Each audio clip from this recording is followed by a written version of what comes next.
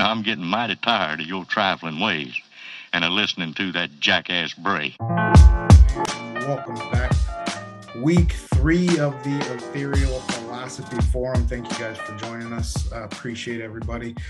I've got a couple familiar faces back again joining us here on the panel. For week number 3, we've got another fun topic to discuss with you. Hopefully you guys are getting a little bit of value out of this and kind of seeing what we're trying to accomplish here, kind of staying away from some of the news topics and some of the nonsense that we get beat over the head with, and really trying to expand our mind through conversation here and collaborative effort to really grow our own perspectives and hopefully some of your perspectives.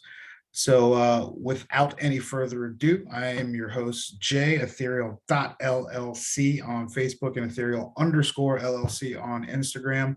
Obviously, you guys can follow us on YouTube. Make sure you like, share, and subscribe when you guys see this video. We got our buddy Chris Kosman over here. What's up, brother? How's it going? The bearded wonder in the house. Pagano down in the corner. What's up, baby? Hello. Hope everybody's doing well tonight. You can check me out at Bread for Your Head and number 4, and then also Trinity Epoxy Flooring. Trinity Epoxy Flooring. We'll swing back over to that one. I want to check in with you a couple guys real quick. But Gabe Soto, what's up, buddy? What's up, man? How are you guys? Doing wonderful. Those of you guys that maybe haven't seen some of the other videos on our site, if you've watched our competition vlog, you guys might remember the 2 guys on the bottom of the screen, but more specifically, Gabe is one of the competitors we had in that vlog video. So if you haven't seen that yet, check it out. He's one of the ones. Actually, both these guys are the 2 that went to overtime and got the victory. So we appreciate Overtime Kings. Overtime Kings. Yeah. Appreciate you guys taking time out of your schedules to be here. But real quick, Pagano, talk to me real fast. You mentioned epoxy flooring. What do you guys got going on with that? Yeah, man. We got a business now where we are doing garages and also interiors with the top grade epoxy resins. And basically we can do epoxy flake or a reflector metallic floor for you interior. And it's a new business that I'm a 50-50 partnership with. Okay. So it's pictures at Facebook at Trinity Epoxy Flooring. Make sure you guys check that out at Trinity Epoxy Flooring. We always love when our contributors send me a like. I really appreciate it. Thanks for brother. The shout out. Absolutely, we love when our contributors get their level ups. I know Koss has one of his youngsters there, but if you pop back on here, I'd love to talk for a second too about what Coach Chris Koss was up to this past weekend, because those of you that have heard some of our other material, he is our firearms instructor at Ethereal. And he most recently just went and got some really, really cool certifications this past weekend. So whenever he pops back on, if we can catch him, we'll maybe get him to catch up with us on that. What's up, brother? There he is. Look at that. I summoned him. I said cool too many times. He's like, yeah, guns. All right, I'm here. No, I was just mentioning that you're our chief firearms instructor. You put together a lot of our combatives program. You're the pew pew guy. I was explaining to everybody that what you were up to a little bit this weekend. I'm sure you can give them a little bit more details. Yeah, so I took Brian Hill and the Complete Combatants new course, which is deliberate coaching, predictive, adaptive. And it's a 3-day instructor level course, primarily geared around firearms, but really it teaches you how to teach, right? And it's something that I've found to be kind of counterintuitive. It's not super obvious how to do. It actually takes quite a bit of skill, especially to do it very well. I've taken hundreds of hours of private instruction from, some of the most nationally known firearms instructors. And the ones that are really good, I mean, man, their delivery and execution, it's really an art, I think. And those that have mastered it can be really, really engaging, and bring you along as a student and make you want to be there. They make it fun, they make it engaging, and they make you part of the process instead of just, it's almost like when people say talking with you or at you, it's teaching with you or at you. had plenty of instructors that have taught at me, but very few that have taught with me and made me part of the process. And this is one of those rare courses and individuals, Brian, that does that very well. It was an incredible time, and I'm so grateful to have had the opportunity to train with him, because he is truly a master at his art. That's incredible, dude. The nuance to just the idea of what you said, a teacher teaching a class about a specific topic, but more so you're there how to learn how to teach with efficiency. That's huge. I mean, the way I can relate that to frame of reference for what I do is through, jujitsu, right? You've been there enough to kind of see it, a little bit of that, where you have like these instructors who maybe don't have the best mat skill, but they're really good at reaching people, and they're really good at transferring knowledge at a high clip. They can do it with quality. Whereas you might have these other guys who are just like monsters and will just run through the whole gym and destroy people, but they can't teach anyone. They can't replicate with quality. They can just do it. They can't get other people to do it. So that's awesome. Was there anything, without giving away any of his secrets, I'm sure he wouldn't appreciate that, was there anything maybe that kind of like sticks out in terms of perspective that you gained as a teacher, or reaching people, or your people skills?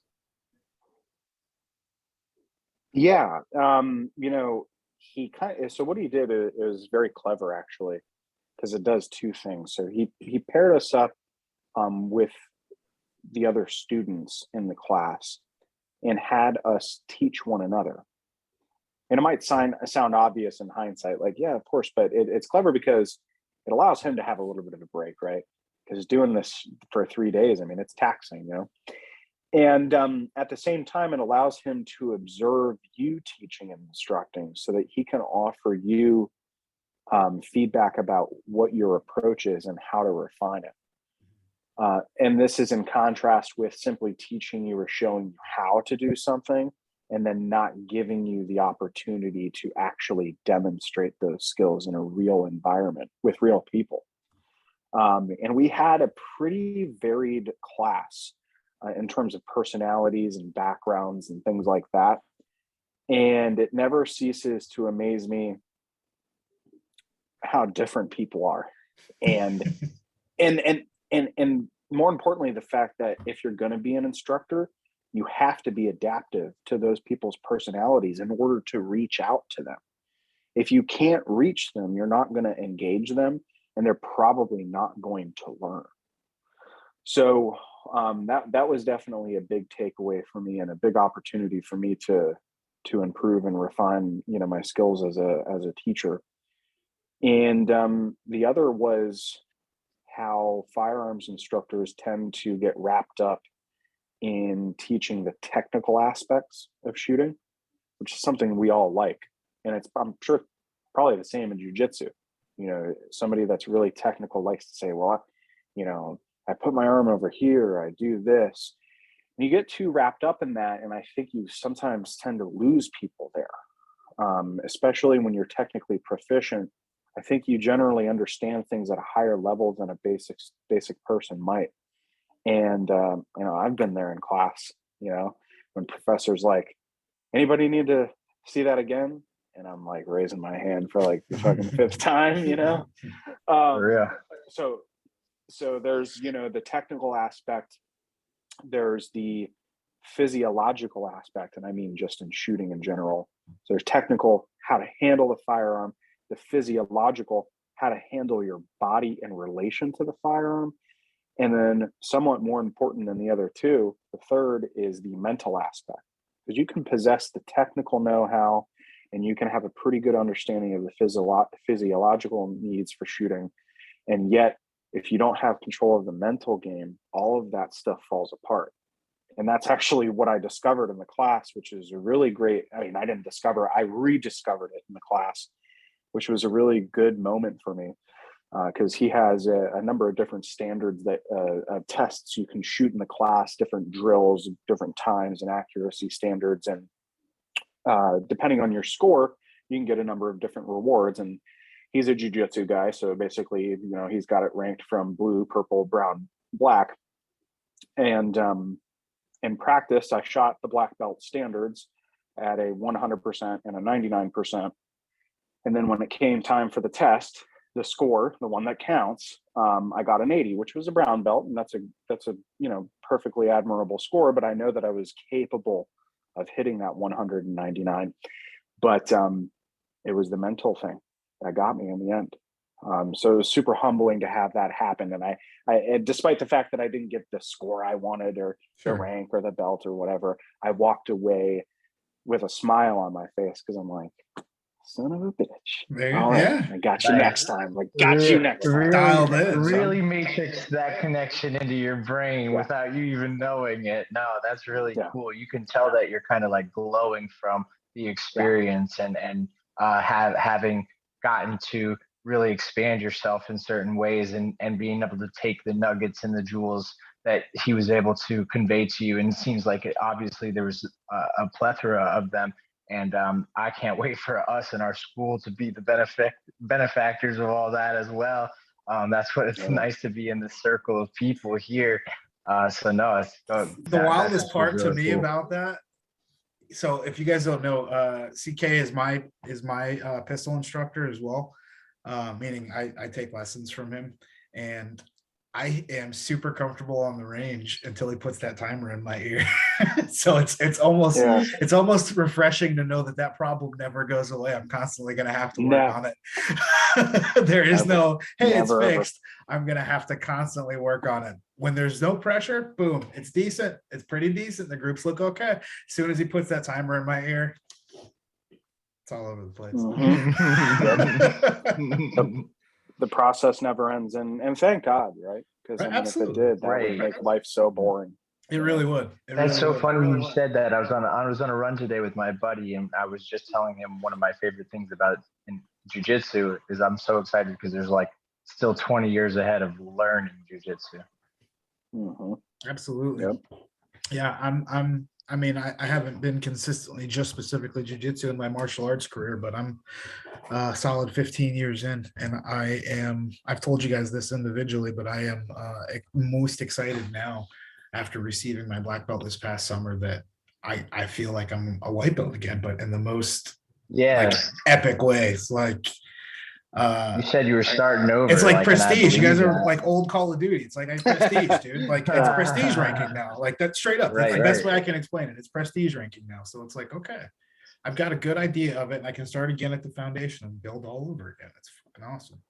I'm talking to Brian's wife. Gonna have him probably back down here in Tampa. That's awesome. Next year. So see if we can get everybody in the class. Who's he affiliated with in jiu-jitsu? Do you know? I don't know, actually. That'd be a good question to ask. So might get us in a couple extra, maybe slightly closed doors. I don't know. Worth asking. I wanted to kind of toss in. We're missing one of the most consistent contributors to our panel, my buddy Max.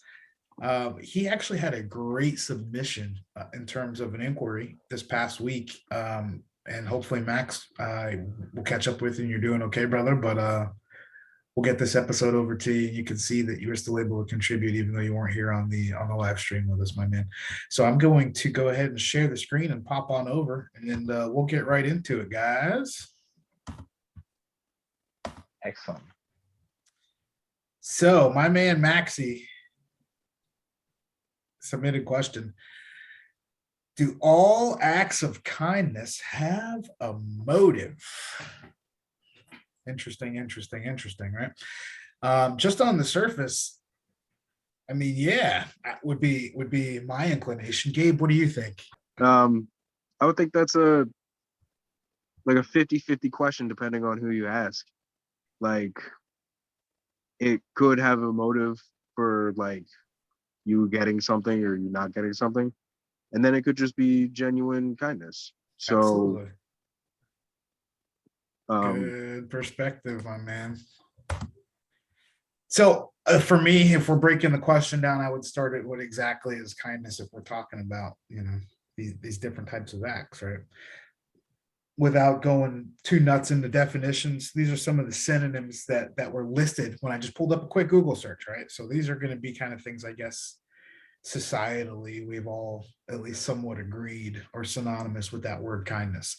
Virtuousness, altruism, warm-heartedness, decency, benevolence, graciousness, and compassion. Now, the Missed thing one. that, which one did I miss? Magnanimous. Magnanimousness. The the thing that jumps out to me most there is like the range in some of these words. And we talked a lot. If you guys haven't seen our episode on language, check out discussion number 1 on our YouTube. It's worth popping into here. But without getting too far into that, for me, these synonyms are kind of all over the map in terms of the feelings that they invoke and what that means. And I'm kind of curious to hear what you guys think about it. But if I hear like warm-heartedness, I think of, just like the kind old lady that, gives you a warm cup of soup or whatever. I don't know. And then, benevolence, I think of, like a lot grander scale, where like compassion and graciousness, I think of maybe as different qualities. Grace, I think of more in terms of how you carry yourself, I guess, rather than outward action. So to me, these things all being synonyms for that same word of kindness all have kind of different connotations and definitions. What do you guys think? All of the words exist to describe a different sliver of the same kind of pie, It's a great way to put it. I like that. I like that one. That's a great way to put it. I like that. We're going to bounce off of that. Nobody else got shit to say that's better than that right now. No, he stole the pie on that one. He stole the whole pie. No, that was good, man. That was good. I like that a lot. It's a great way to kind of to bookend the thought and digestible fashion. So where do we find the kindness? If you guys look at the quote in the top of the corner here, no act of kindness, no matter how small, is ever wasted. But I guess that would be predetermined upon what your definition of that kindness was, like we talked about, right? So where in this action or in this act of kindness do we actually find the kindness in itself? Is it in the feeling behind the action? I think this kind of goes to what you were talking about, Gabe, the motivation. Like, what was my intention when I set out to make this action? And I just got a couple examples here. We got together and decided to do something positive in the community, right? We put our heads together and set forth with the intention to have a positive impact in our immediate area, right? That would be the type of good intention that would hopefully, at least in this situation, foster what we would think would be an act of kindness, right? And I guess maybe not necessarily or do we find the kindness in the action itself? Meaning the blankets that they actually donated or the time that they actually donated to the homeless were the act of kindness. And one more time, is it the result of the action that is the act of kindness? Meaning they felt that warmth or love or compassion, or this example, John got sober and started a new job because of the time that was spent with him in the shelter. Where in that, or is it the entire scenario that can become the act of kindness? Pagano, what do you think? Yeah, I definitely would say it is all encompassing. And I think it's important to kind of recognize that there are so many different components when it comes to, ultimately defining something. And when we go out of our way, sometimes it's not taken as the kindness that we set it out to be. And like, it doesn't mean that your trial is truly an error. So I would say that, it's important to understand that maybe you have all three or more different components that equal a kind deed, or maybe one aspect of it could stand on its own merit if it is, what I would consider pure. I think we all try to be men, and when we try to be men in this kind of setting here, is, I hope it's understood properly what I'm trying to say there.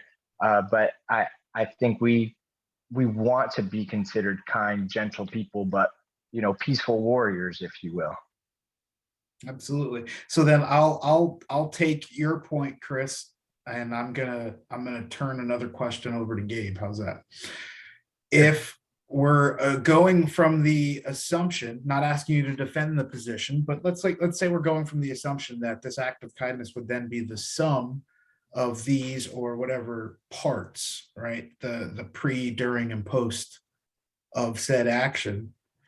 Would any dereliction of feeling in one of these parts or turning of motivation in one of these parts make the overall whole different? Let's say that the action and the result were identical, but the motivation was, I'm going to cough on these blankets. And I'm trying to say that out of the three things on the kindness, that one of them wasn't there, so it's not all there. I'm asking, does it change the Does end it change result? if it's kind or not?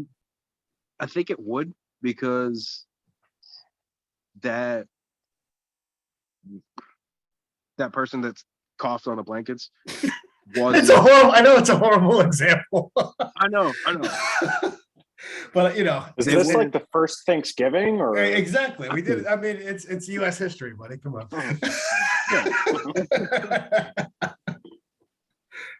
The smallpox? Well, that's kind of what the first thing that came to mind when I saw the blankets thing. I'm like, what can I do to blankets that would be fucked up? I know, cough on them. Perfect. But it's all right. So if I wouldn't think that would be a some kind part thing to of do. the equation is missing or tainted, I guess, let me simplify. If some part of that equation, or like I said, we agreed that the sum of these parts equals act of kindness. If some part of that is tainted or missing, does it change act of kindness? I would say, yeah. Okay, Cost, what do you Um, think? I think the most important thing, the most important measurement that most people use to define whether or not it was truly an act of kindness, or let me further define that, an act of kindness that is worthy of gratitude.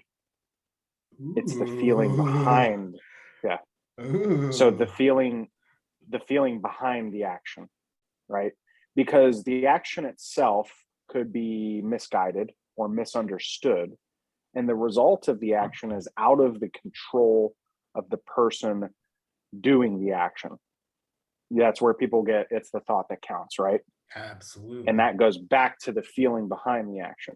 So if I had the best of intent, and despite my best efforts, the action that I did or the result of the action didn't turn out the way that I wanted it to, it would be really hard for somebody to say you're an asshole because of that, right? Mm-hmm. Because I had the best of intentions. So I think the first one is the most important. The second, again, can be misunderstood or misguided. And then the result, unfortunately, can be outside of the control of the person taking the action. I love the interpretation. Let me turn that on its head then. Better example just came to mind while you were saying that. Wife borrows your car, wants to go get it cleaned and detailed for you, puts a giant dent in it or scratches the shit out of it. Doesn't get hurt, obviously. It's all cosmetic. Probably still a little upset, or do we go, yeah, it was the thought that counts?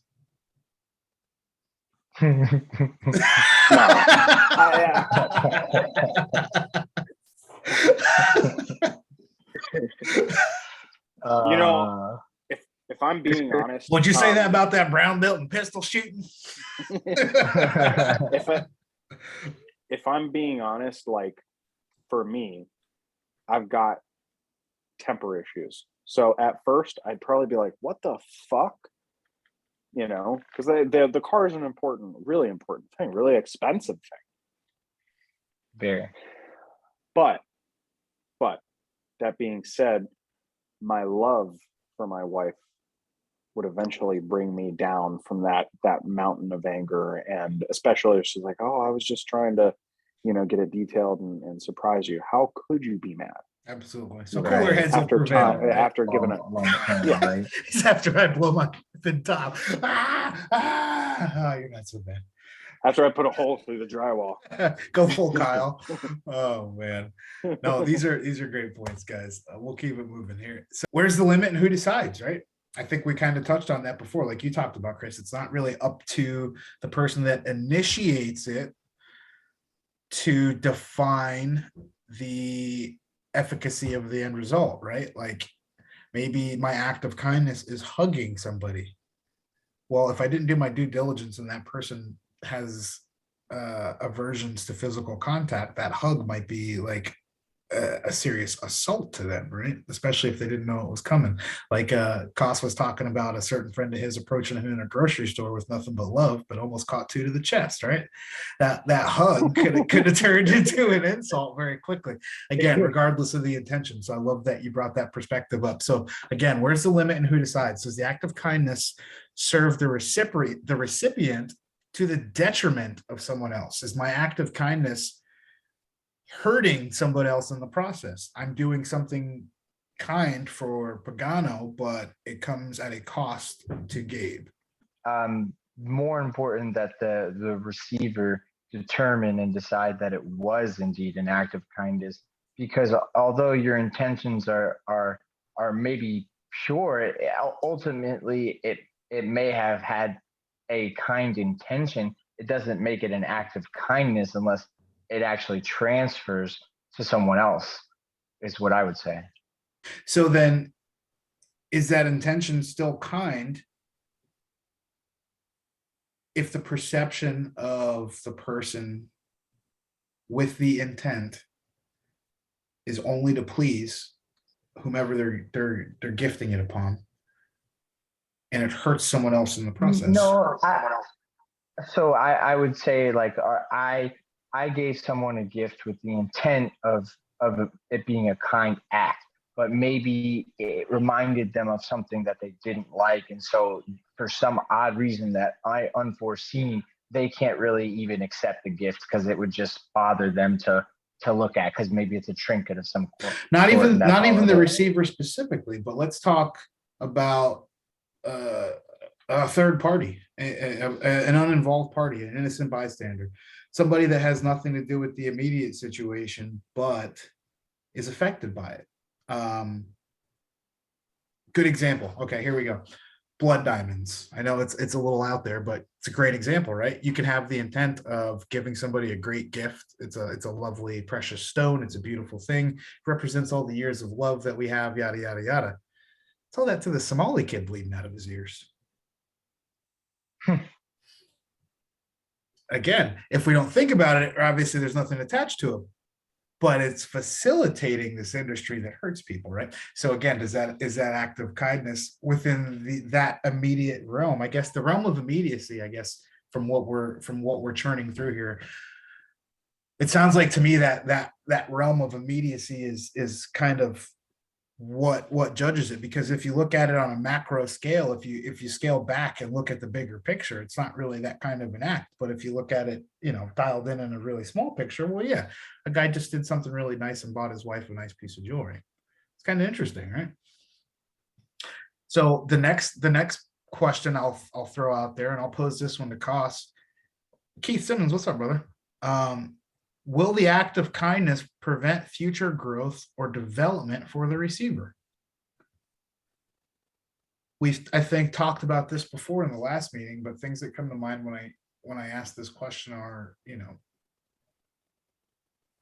feeding somebody. You guys all know the Jesus and the fisherman. You teach a man to fish, he can fish forever.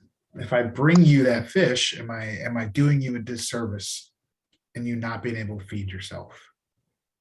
Is it still an act of kindness? Again, I think that kind of lends itself to that realm of immediacy, how big we want to take the scale back on that scope. Koss, what do you think, bro? I think it's easy, maybe not easy, but it's really convenient to look at an act of kindness like the blood diamond example that you offered and say, oh, is it really? Because, the kid bleeding out of his ears, and then I'm going to laugh. You kind of do. Before anybody gets upset, I'm going to go ahead. I'm going to put this on before I upload it to YouTube. It's going to say hashtag fuck them kids on the bottom of the screen. Go ahead. And then the guy with anger issues says fuck them kids. Jesus. And then the other one where it's like, hey, the second and third order effects from your act have unintended consequences. Ooh. I don't think that doesn't make it an act of kindness. It does in my definition, by definition, it does. It has unintended consequences, but it's all about intent, right? Did I intend to have those second and third order effects? No. But and I'll go back to, I think we were talking about last week, the homeless guy with the sandwich. He didn't take the act of kindness as a sandwich because the dude wanted a couple bucks for a brewski. Hey man, It get your wasn't sandwich out kind here, giving him the Chief. sandwich. Yeah. Get that shit out of here. Get a chicken So- Sammy out of here. He didn't view that as an act of kindness, but Right. despite that fact, it still was, because your intention was to give to him what you thought he needed or wanted. So I think your heart was in the right place, and that is the only thing that should count, because everything else, you could pick it apart until the world ends.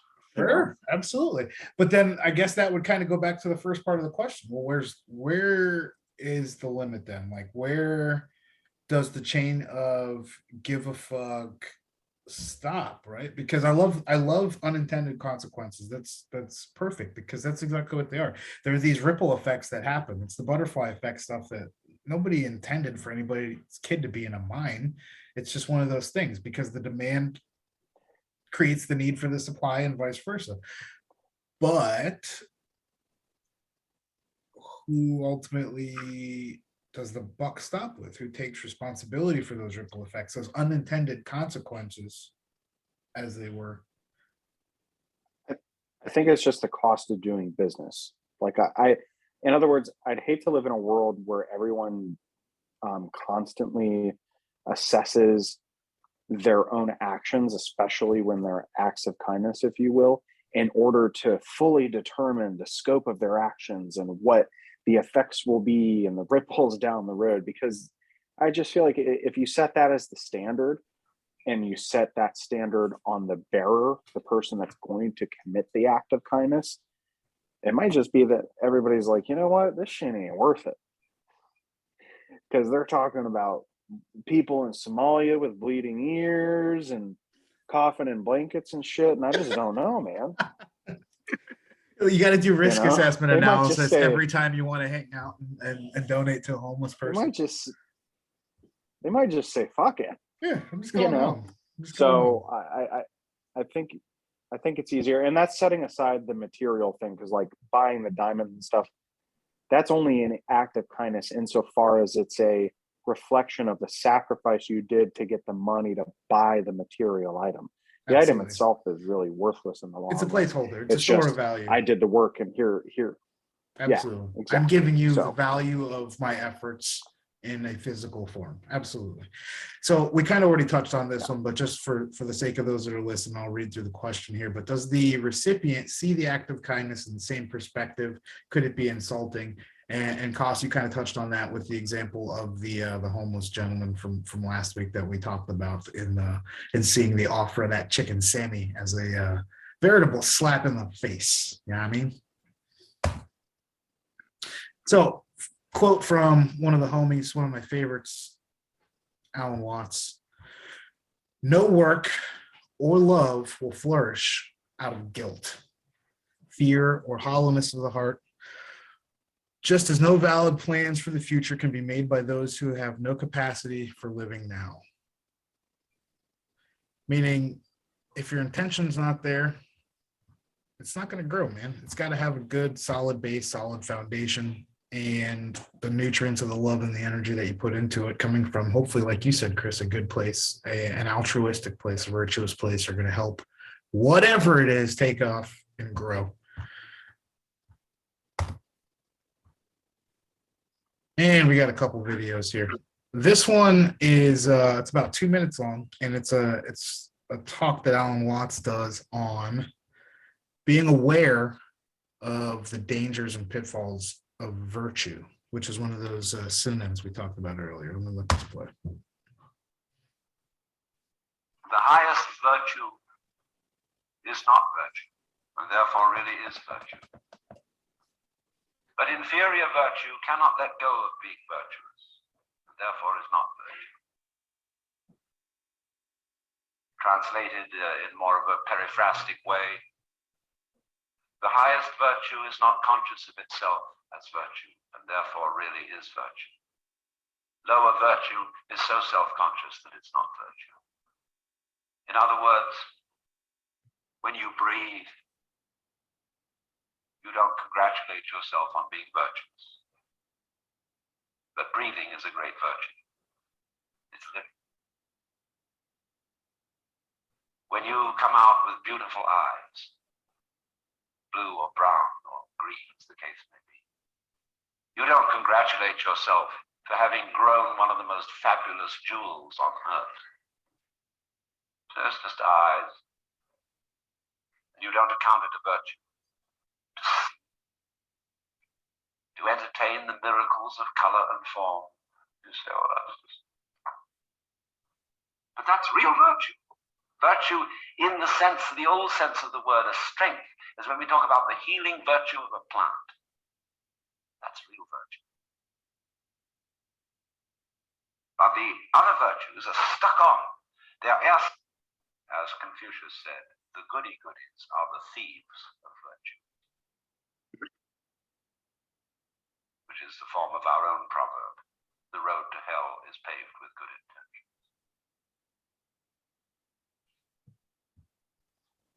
I like that. Love it. There is obviously quite a bit to chew on with that, but the keys for me, and part of why I wanted to include that in part of the conversation, and Chris Koss, it goes to something you mentioned before about when it comes to people just saying fuck it, when it comes to the point where we've got to think all the way through these acts of kindness. And Alan Watts, I think, hits it right on the head, that virtue that's aware of itself isn't virtuous at all. Once we get to the point where we're having to think ahead and having to think about how it's going to be perceived, or if it's the right thing to do, or if it's a good thing to do, rather than just acting from a place of automatic, this is the right thing to do response, not this is the right thing to do for me, just this is the right thing to do.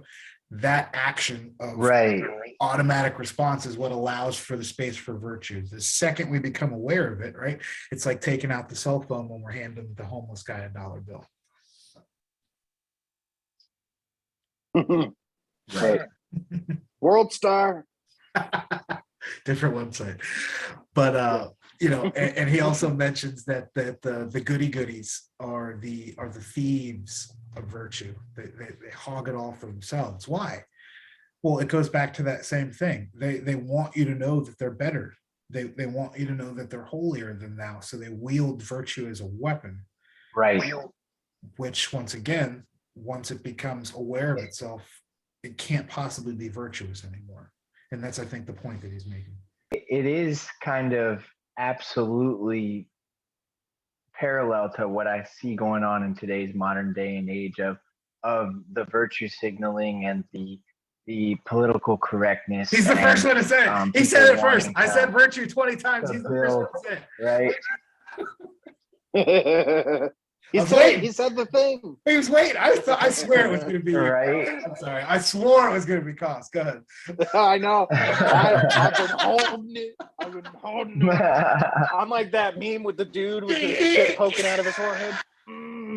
Yeah. Oh, I was waiting. And I hate to give it any type of power to the political bullshit that goes on in the division, but it just seems like that's exactly what's going on with today is each side of the American parties that we have is just doing exactly that, virtue signaling and just doing whatever will make them look good in the short term, and not actually doing the hard work that it would take to truly build our society up, which is encourage things like this to be happening, which I think is great that we as young men are deciding to take it upon our own hands to have these conversations, and then so awesome and blessed to have the ability to put it out and broadcast some of these ideas.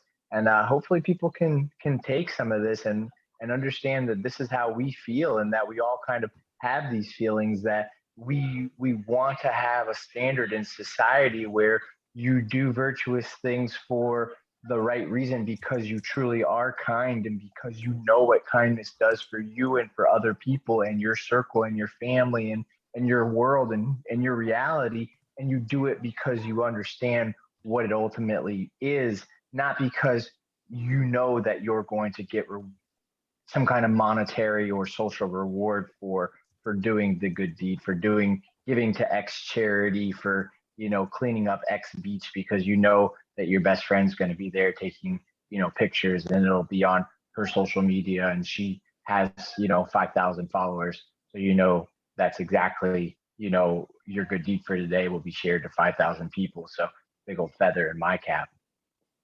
Yeah, It's doing not it how for we the want it likes to be, instead of the results. No, Doing it for the it's, grams. one thing that I do is I run a lot, and I go bike riding a lot too. Just 4 miles to this little circuit, 4 miles to my parents' house, here, there, and the other. But I'll pick up like bolts and screws and scraps that I see along in the streets, because I'm like, I'm doing it because I don't want to run it over. You know what I'm saying? Like it's the best thing to do. It's not like I'm saying this right now to get the kudos, and I of course it kind of happens to automatically do that just by me bringing it up. But like I think, I hope other people do that stuff too. But like, don't get I it twisted, just dude. None of try us to are set going to that give you an standard. attaboy for that. No, right. But I mean, but like my kids, I will stop on the side of the road and save a turtle. And my kids, like they love it. They eat it up. And it's not like I would do it if my kids weren't there. Like I would do it either way. But anyways, it's just like, it gives me hope that at least we got a good crew of people that are trying to make a difference in this world. Well, and I want to hear what you think too there, Cost, but it brings up the phrase, you are who you are when nobody's watching. Like when no one else Yes. is around, like that's Integrity. that's absolutely, that's who you really are. Integrity. Absolutely. What do you think, Cost? I know there's a lot to digest in that little speech we got from Mr. Watts there. Yeah, the thing I love the most about that is the self-aware virtue is not. I love that, because that's pretty much the way that I see it. Because I think that generally there isn't really an act of kindness that doesn't have an ulterior motive, and that doesn't have to be a bad thing, by the way. Like motive is it kind of ascribes a bad intent or a negative connotation, and it doesn't have to. Like your motive can be that you want to be nice, but it is nevertheless a motive, right? And whether we're aware of it or not, even if we're not necessarily doing an act of kindness for the grams, so to speak, you can be doing an act of kindness in order to fill a chemical hole in your brain. I mean, when you do something nice, you're gonna get that hit of dopamine and serotonin. Absolutely. And so even people that are inherently kind and predisposed to do these things may be unintentionally doing them for those reasons. And that's not bad. Like, it's there for a purpose. It's to encourage you to do those things. And so that society can be self-ordered and have people doing nice things for one another, right? It's not bad. Tend towards that, You need absolutely. Yeah, but You just if I need to do that, understand if I that- do that same act of kindness and I do put it on the gram, that serotonin and dopamine spike goes up 100-fold. Oh, it's double. Yeah, right. Of course. Of course. So then when do we hit that diminishing wall, right? At that point, am I doing it for the chemical drug response, or am I doing it for the fact that it's the right thing to do? And again, it goes back to that same part of the question, right? Well, I think that there's people that do it without the need for social media, and then there's people that do, and the people that do probably need that double hit, because the one hit ain't enough anymore. You know, it's literally a drug addiction. It literally is. Oh, sure. Literally. But you know, there's always a reason for it. And Alan Watts's point, I think, is perfect in that self-aware virtue is not. That's absolutely accurate, and it doesn't need to be a pessimistic hot take, because it's just true, you know. And the way that thing ends, it's put together. Obviously, the piece is put together very well. You can tell there's a couple little edits, and there's a couple different speeches that they put together in this little, I guess, vignette or snippet or whatever you want to call it, of him talking on this subject. But at the very end there, another colloquial phrase that we hear a lot, but the road to hell is paved with good intentions. If you are not super familiar with what that refers to, let me show you. Ding, ding, ding, ding. These ring a bell?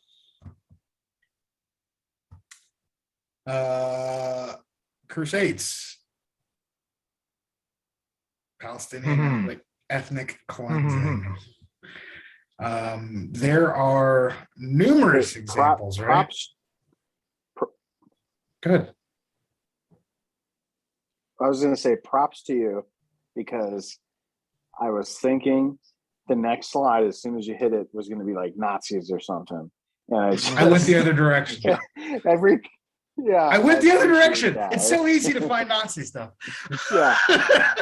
No, Right. I intentionally. I appreciate you for noticing that. I intentionally went the other direction. There's plenty of examples, right? There's a million fucking examples. Good job. Not that that's any better, but there's a million examples. But I mean, that's the age-old one, right? Like, and we've talked about this before. Intent. Right. Hitler didn't think, regardless of what conspiracy theory. Well, it might not be regardless. If you believe certain conspiracy theories, you might have arguments to make about this. But I'm going to speak generally here, so don't crucify me, pun intended, on this one. Hitler thought he was doing the right thing. He thought he was acting in the best interest of protecting his homeland. I don't agree with it. I'm not defending it, but he thought he was doing the right thing. He thought he was doing a virtuous act, right? Crusades, Palestinian cleansing. These are all events that started, like we talked about before, with that first part of the equation, the thought of acting virtuously. I need to take action to better X, Y, and Z for the people around me in my community. Here we go. And action was set forth from that point. We obviously know what the end result was. So is it still virtuous? Is it an act of kindness? These examples, obviously being on the extreme end of the spectrum, it really makes you kind of reconsider maybe where we were at the beginning of this conversation. At least for me, it does.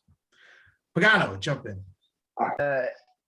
Our takeaway from, these people that set forth with, good intentions, but ended up, making a lot of mistakes is to, make sure that we're examining our actions and, what effect they have on other people really is. Because if your intentions are good, it's, all fine and dandy, but the end result is what matters. And if you're, beheading people or, taking hands off or, going to these extremes that I'm sure we read about in these crazy tales of history, you know that they, lost their way in some fashion. Of course, Hitler, of course, Mao, of course, all these people that, basically just absolutely set out to, make their country or their people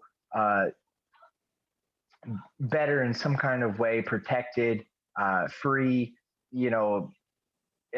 Communism is beautiful on paper. It really is. When you better pump the brakes there, big fella. Kumbaya. But in reality, it's a fool's game to chase that, and that it could never be done. And it's so obviously glaring that our society here in America has been the only society in such a short amount of time to prosper in such a way that it has had a global effect to bring global poverty to what it is today, which is absolutely astonishing. And yet all we can do is bitch. And it's really sad because there's so many good, beautiful things that are happening and going on. But, you know, because people taint all that goodness with, you know, taking advantage of it in their different ways, it just gives people an excuse to point at it and say, well, they're doing bad, so I'm going to do, you know, bad too. And I don't want to be caught up personally in having good intentions but doing the wrong thing. But obviously, it happens to us all.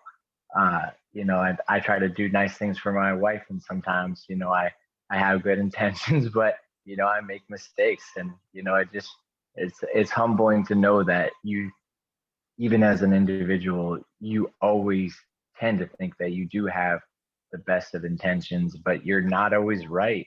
So you have to take that with a grain of salt. I think it takes quite a bit of perspective and grace to be able to look at yourself in such a way and see those kind of things, because it's hard. It's a hard pill to swallow, especially when we feel like we're coming from a place of earnestness or love, to know that something could be taken you know, in a way or digested differently, entirely differently from the way we intended. It's probably, you know, a tough thing for some people. That's keen, man. Gabe, I'm coming back over to you. What do you think, brother? So in the story of like Hitler and everything, where he went on a bad tangent, I think it's important to be able to self-analyze and know that you're going on in a bad direction, and be able to change that, and on the fly make the right decisions. Like, you could be in a fight in a jiu-jitsu match where your game plan is not working. So being able to change that on the fly makes you a virtuous person and self-aware enough to actually do the right thing. Do you know of any moment, Gabe, where maybe like you caught yourself or anything like that? Or how would you put an example to that if you could? Like where I was self-aware and was doing like, the wrong yeah, thing. like you saw yourself maybe heading one way and then you caught yourself or something. Like, do you tend to see yourself doing that often, or it just is what you're trying to aim for?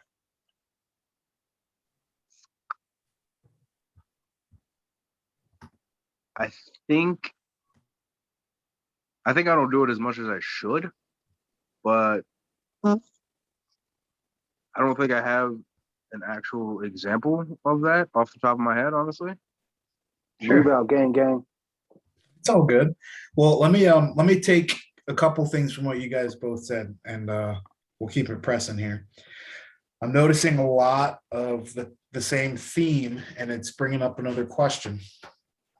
You guys both kind of mentioned the aspect of good and bad when it comes to self-analysis, reflection, and correcting in these actions to hopefully retain or maintain whatever semblance of virtue we have in said action. Who then, well, the obvious example is Hitler, okay?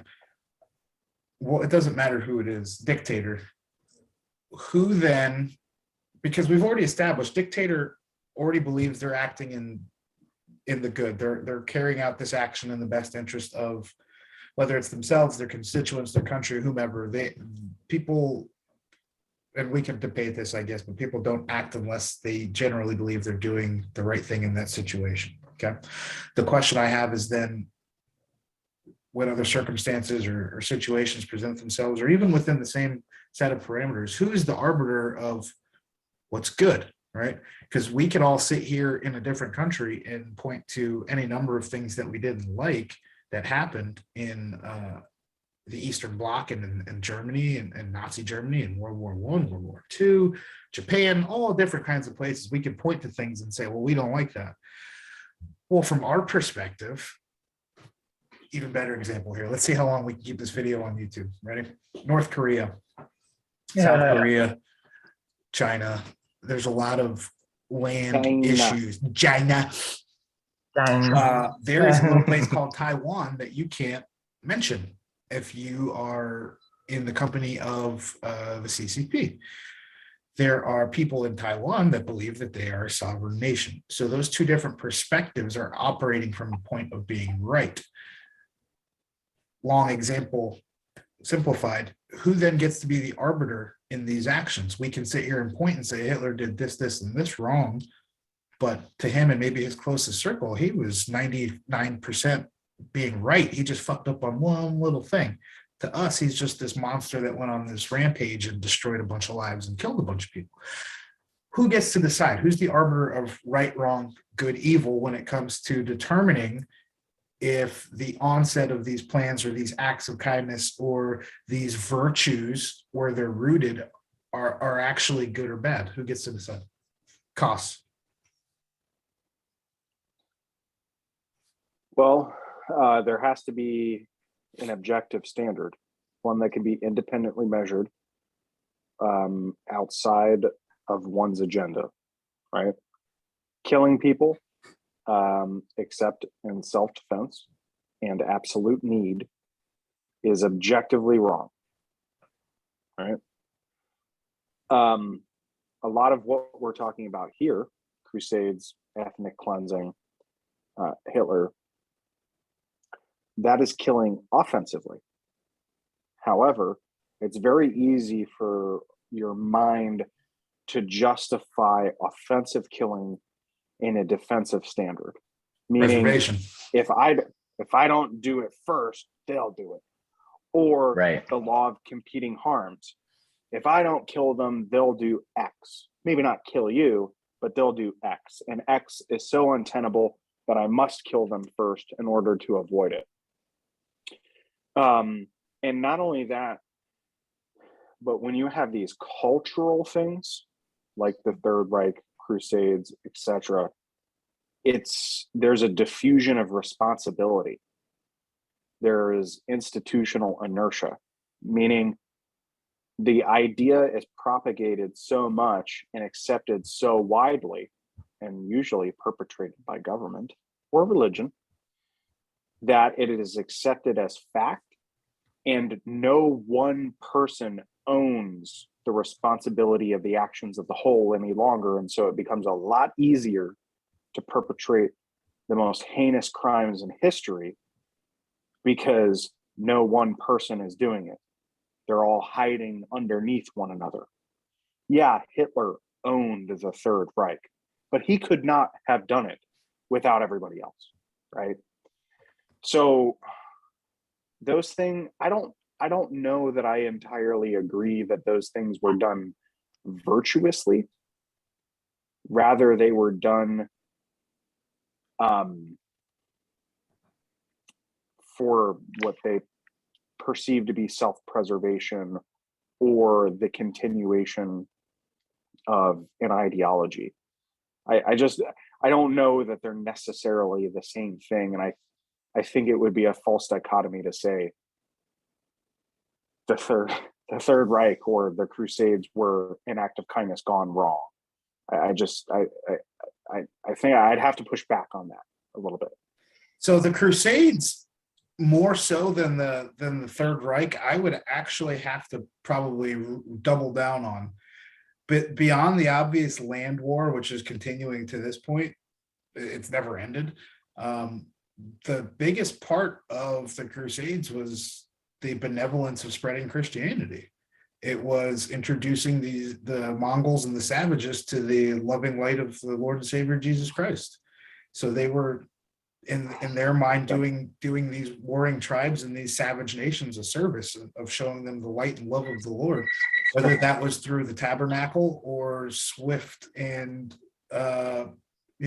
concise vengeance. That there was a big part of that. Third Reich, I would probably have to And that- defer and agree with you on that. It's a weak example, which again is kind of why I tried to leave it out, but we always kind of come back to it. But the Crusades, I think, fall a little bit more into that category, aside from the land war, obviously, like I said.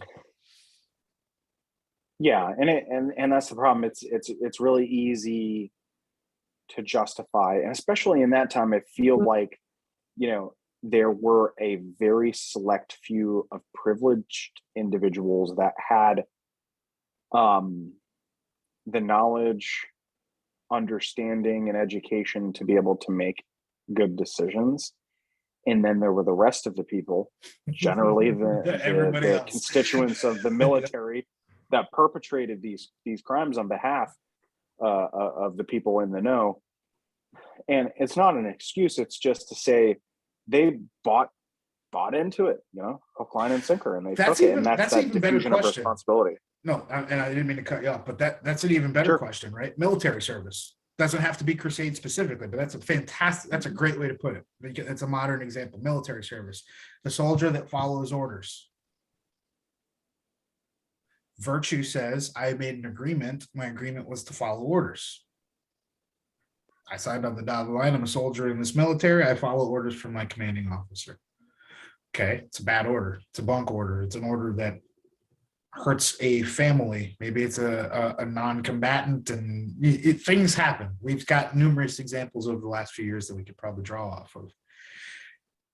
That soldier in that immediate moment doing what they were trained to do and acting virtuously and following commands and orders, or are they acting virtuously and disobeying a command and order and doing and upholding what they believe is the higher right in a situation? Well, they agree to an oath, right? So I can think of a pretty hyperbolic situation that I'll tie back to in a second. But let's say they're overseas and they're ordered to, by their commander, to, for the sake of argument, fire on a group of unarmed women and children for no apparent reason other than the commanding officer has a beef to settle with a local tribal warlord or something, and this is his family. Well, I would argue that is in contravention of your oath at a minimum, and I would hope that the individuals that do that would have the courage to defy that order, because following orders is not virtuous. It's not. It's something a lemming can do, and more often than not, that's who they conscribe into the military. But if we want to be a virtuous force in the world, we need to put in the right leadership to avoid that becoming an issue. But our military has at times committed some pretty heinous atrocities in the name of spreading freedom, like the Crusades were spreading Christianity. And unfortunately, I think that's just a losing battle. You'll never win. You can't spread democracy throughout the world because there's just too wide and varying cultural differences. Some people don't want to be free. There are groups of people that are perfectly happy living in hundreds of individualized tribes in the mountains without electricity, and that's okay for them. And we don't, that's his opinion. We don't need to be the ones to tell them that they have to live differently. But I agree fully. It's the devil, Go ahead. I was just going to say it's the devil, and by the way, many others have tried and failed. And by the time they left, who was there? The fucking warlords. And they came back twice as strong. Every time. I can't blame them, but sorry. Every time.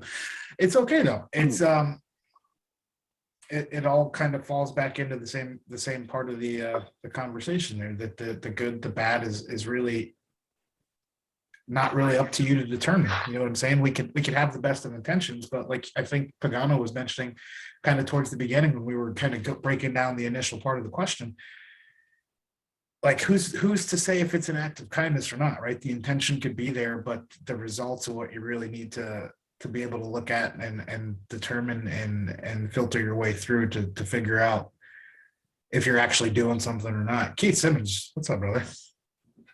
See you jumping in there.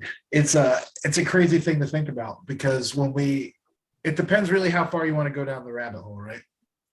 Again, we look at the immediacy of the action. It's easy to justify or not justify certain things. It's easy to say, yes, X, Y, and Z over here, A, B, and C over here. But as soon as we zoom out, now there's other parts of the equation. There's other factors. There's other things we have to consider. So with the examples that we were talking about with military and stuff, the first thing that comes to mind, Cost, is the Cuban Missile Crisis. And I agree fully with what you said. I asked the questions to poke the conversation, but I think it is more virtuous to act in the preservation of human decency of life than necessarily to follow orders. And if situation was different, you know, when Kennedy was in office, the Cuban Missile Crisis could have gone a lot differently. So that's one example that comes to mind immediately of somebody staving off hitting that button and firing missiles when, you know, we didn't really need to. So it's a great point. It was a good discussion, and what couple of things I kind of was listening and sitting back and just kind of listening and observing some of the things that were said. And the one that kind of really caught me was when you were talking about the blood diamonds and kind of the consequences of me regarding them. And somebody had said, I can't remember who it was, so I don't want to totally misquote them. But somebody had said something to regarding that when we're looking at the intent and the kind of the outcome of that. So we're looking at the blood diamonds and what the intent is and then the outcome of it. And why shouldn't we always use that intentions looking at the outcome? And when we look at circumstances like that, and we kind of can take that one, because that was an example, I think, what you were talking about at the time. But if we kind of fast forward that just to everyday things, why shouldn't we, when we're doing anything, kind of look at the long-term effects, not just the immediate effects of it? So when we're just in our everyday lives, when we're doing planning or anything like that, like right now you're training for a fight. So you're looking at the long-term effects of what your goal is. So as you're planning this out, you're like, all right, I got to make sure I'm eating right, getting my sleep, your new sauna, all that kind of stuff. You're looking at these steps.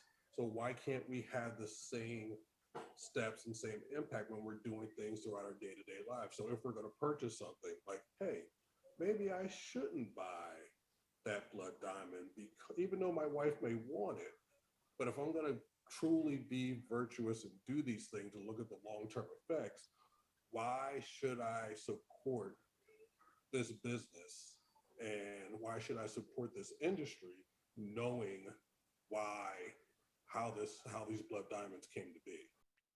So if you have the knowledge, you should take advantage of it. I definitely agree with that.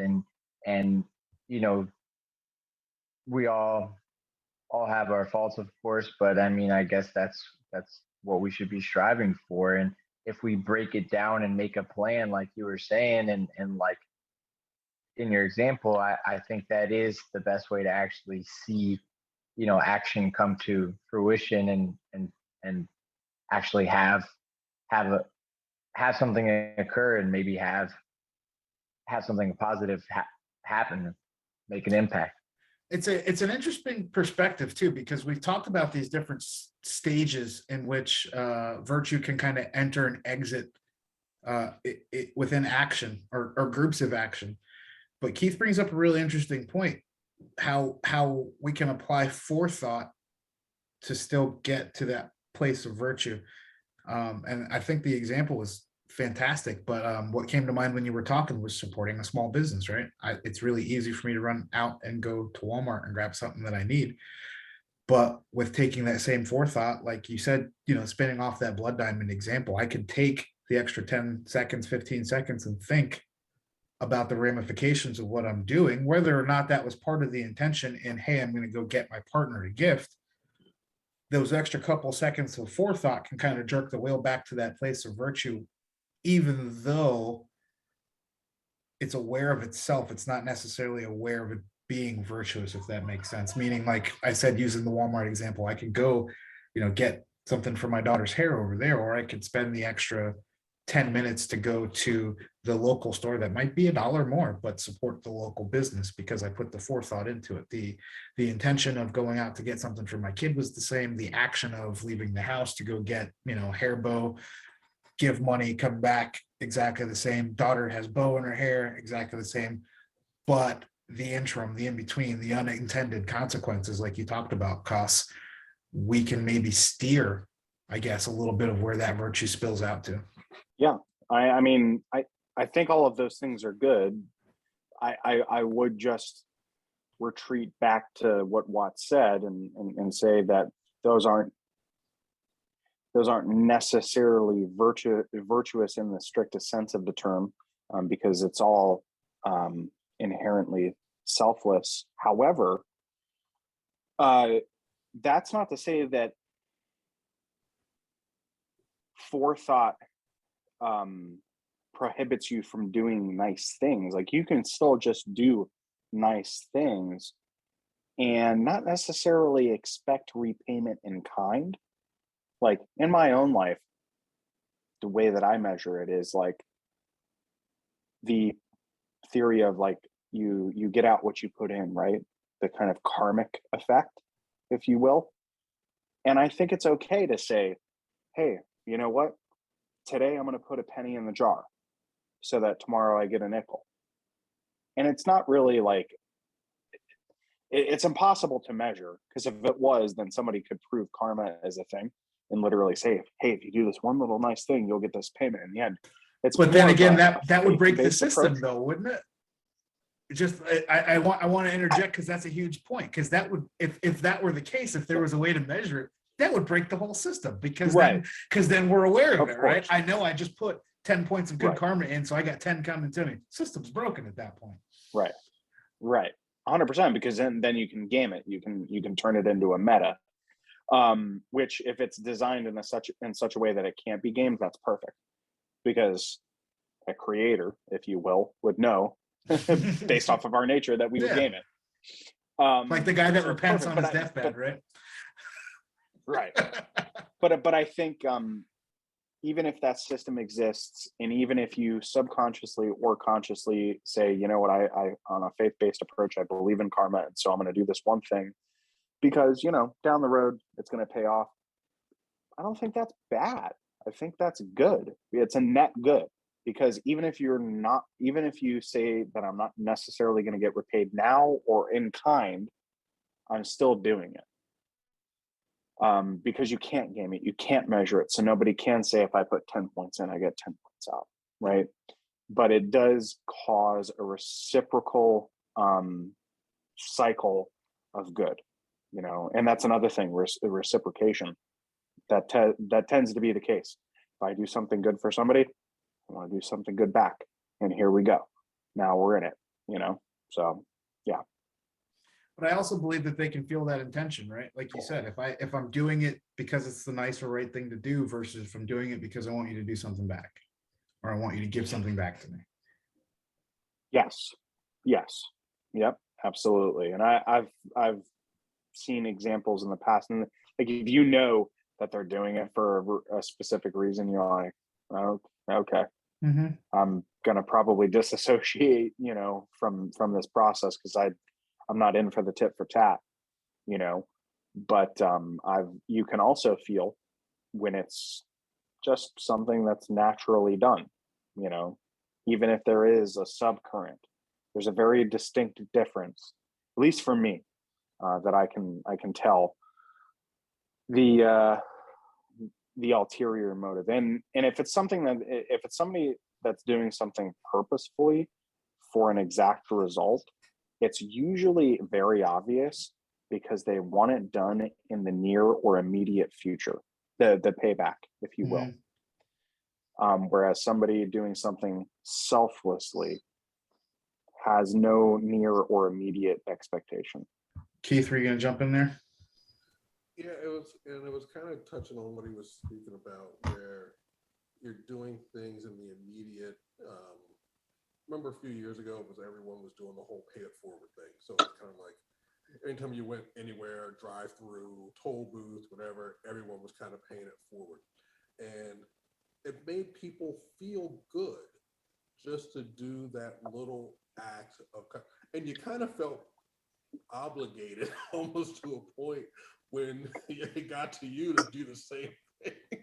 But, you know, the pressure was on, but it's kind of like, why couldn't something, and I know we kind of touched about it earlier, but I'm like, why couldn't that kind of things be the norm? It's like we kind of got away and from certain things that, you know, just seemed like the right thing to do, like holding doors for people, whether it's a man or a woman, holding a door for someone you walk in and out of something. Someone sneezes, saying bless you. I mean, you don't have to say God bless you if you don't believe in God, but just saying bless you. Like, you know, these were little things that you were taught, you know, normally growing up as a child or in school and that kind of stuff, that were just the normal kind of right things to do. When you meet someone, you shake their hand, you know, you say Mr. or Mrs., you give that respect. These were kind of the norms and the normal things to do, but we've kind of gotten away from that. But these are things that are virtuous, respectful, shows your integrity. So it's like when we're, you know, looking back, I'm sure most of us were raised that way, where you did those things. You hold the door for someone. You know, even going to, as far as, you know, if you're eating someone, if a woman, you know, comes to the table or leaving the table, you stand up. Like just, you know, basic manners and things like that, especially as men that we were taught. But, you know, do we pass that stuff on? Do we make sure we're showing those things? And those little things and acts of kind. It's amazing if you go out and just kind of do it next time you go out to dinner. If you're with your wife, significant other, or anything, you know, if she gets up from the table, get up and watch around the restaurant. Then how many, when she comes back, stand up, you know, pull her chair out, whatever. Watch how many other guys around the restaurant then will start doing it. It's amazing just to watch how much of an impact just doing that little thing has on every other guy in the restaurant, especially if you go to a place that's a popular date place. It's amazing just to watch that. So I open the door for Tracy when we get in and out of the car, like fairly frequently, most all the time. And it's again, it's just something I do. I don't do it for any reason other than it's just what I do for my lady. A couple weeks ago, somebody noticed, and it wasn't a big deal, but I just noticed the woman like look at her guy and just kind of give him like a little look and like slap his shoulder. Like this is funny. It's funny that you mentioned that. But I really like kind of what you brought up there, Keith, and it kind of gets my head going to keep asking these fun questions. But when we're talking about virtues, you know, you brought up stuff like respect and shaking hands and yes ma'am, no ma'am. Those are societally enforced, right? So it begs the question for me, you know, and we all kind of agree to participate in society, right? So we agree to adhere to certain norms with the ebb and flow of society and wherever that little Overton window may or may not be. And obviously, I think we can all agree it's kind of shifted pretty dramatically from what we were used to, you know, the last few years. And like you said, Keith, growing up, the things that we were used to, how society operated. But like, who determines the hierarchy of those virtues? You know, you talked earlier, Chris, about those virtues that are indomitable, like value of life, you know, not killing people, not stealing shit from people, you know, not putting your hands on, well, I guess you can't say not putting your hands on a woman anymore because the definition of man and woman is kind of up in the air depending on who you ask. But things like that, that's a hot take, things like that we can agree, even that span across a lot of, if not all, religions and sects and tribes. And there's remote tribes in the Amazon that if you go be a part of their community and you kill someone, they will kick you out or they will kill you because that's just something you don't do, right? Those are like virtues that we kind of as a species hold. But then we have, like you mentioned, Keith, those societal ones that kind of change with the ebb and flow of society, right? I can't tell you how many kids I coach, my daughter's friends, that greet me and say hello or Mr. or Mrs. Beharry, you know, or talk to Tracy, or say sir or ma'am or any of that stuff. You know how many fucking kids under 13 call me Jay? I don't like that. Like that, I would have got slapped in the mouth as a kid, like legit slapped in the mouth for calling an adult by their first name. I'm not going to go slapping other people's kids because I can also recognize that society has shifted, right? These are things that are colloquially acceptable now that were not before. So again, long-winded, but I'm going to throw this over to Gabe because I haven't heard from you in a second, then Pagano, and we'll circle back around because I want to kind of hear from all of you guys on this. It's a bigger, more important question to me. I want to hear your thoughts. But who determines that kind of that hierarchy of virtue? Not the good or the bad, but just the hierarchy itself, like what's important, where that rank of importance is, because obviously there's a lot of societal influence. We have our innate influence, which we kind of talked about the innate nature of rights and stuff last week. Where's the overlap and who determines it? Gabe, go first. I would say that the innate would be higher than the societal. Like, don't kill people, don't steal things. And then the societal, like, yes, ma'am, no, ma'am, would be below that, but connected in society. But those aren't even virtues really anymore. You know what I'm saying? Those can change with the tide in terms of society. So how do you really get to determine that? And I'm not disagreeing with you. I want to challenge you on your thoughts to get you to expand more. The other part of it was the innate virtues, right? Where we talk about preservation of life and that kind of stuff. Well, if I use the example that Pagano gave earlier of communism, that don't steal people's shit, it's not really one that translates, is it? Like that's kind of the whole system. So not everybody shares that as an indomitable, like innate virtue. So again, it's kind of like, all right, well, who determines what we would consider innate? I think we can maybe mostly agree that we shouldn't kill people, but then again, we've talked about examples where whether or not you agree with it, we could surmise somebody might think that they were being virtuous and taking someone else's life.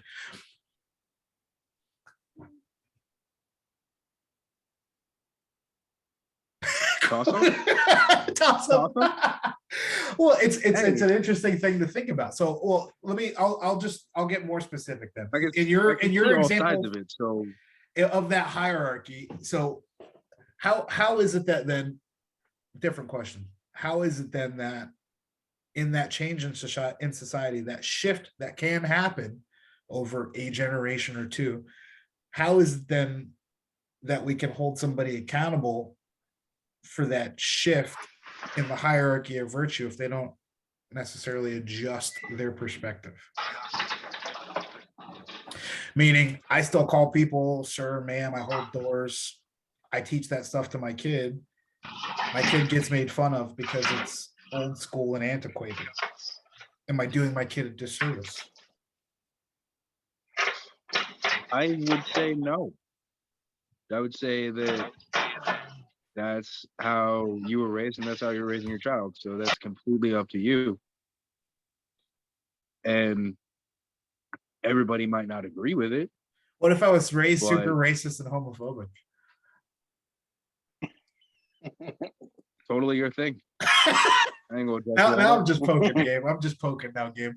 I just wanted to hear what you had to say. Pagano, are you coming back or should I skip you, bud? We're going to skip him. Cosman, what do you think, Doug? I wanted to key in on what Keith was saying. By the way, Keith's my favorite theologian. Feel free to touch on whatever you want. And Keith is the man. Love Keith. Go ahead, Doug. Speak on it. When he was talking about the pay it forward thing, when that was hot, the obligatory nature of virtues, I think, disenfranchises them. You know, like if I feel like I have to do something, then I might do it because of societal pressure. But then again, depending on my outlook on the world and my ideologies and my general temperament, I might just say, because society wants, I don't fuck you. And that is me. You know? And so I think, you know, that obligatory nature might detract from the stated end goal of the process, right? For like pay it forward and stuff like that. So like society is going to evolve. And when we talk about, just as a for instance, opening doors for women, standing up when the woman leaves the table, it's women centric in and it's men centric too in terms of chivalry, but those things had a very specific purpose. I mean, it's really just mating when you think about it.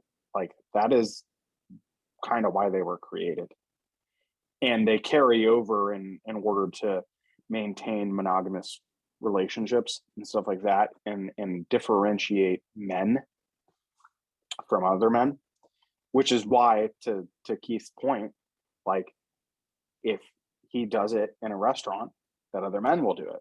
Or, you know, the woman, when he opened the door, you know, for his wife, was like, what's up, dude? Why aren't you doing that for me? I just think, oh man, like society is going to change, and the female archetype has taken a different space in our society now. And they sometimes they look at those things and they say like, I don't need you to open the door for me, bitch.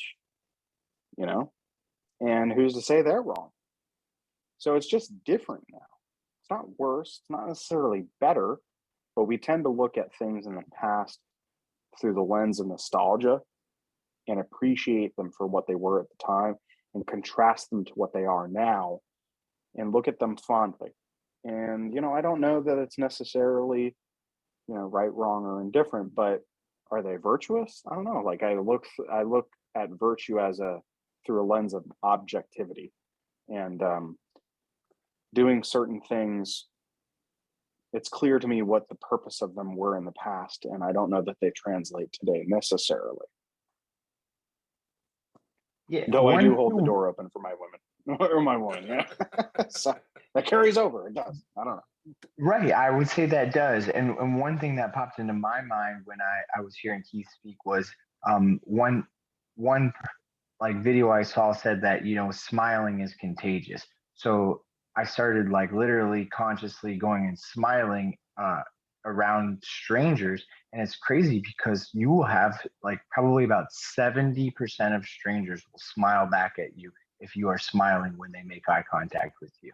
And it's crazy. Their demeanor can be completely elsewhere, but when they make eye contact with you and you happen to have an actual full smile on your face, they will instantly smile. And it's a really cool experiment that I continue to kind of take part in, because it's so simple to share a smile, and we need to continue to put value on these things that we do hold value ourselves.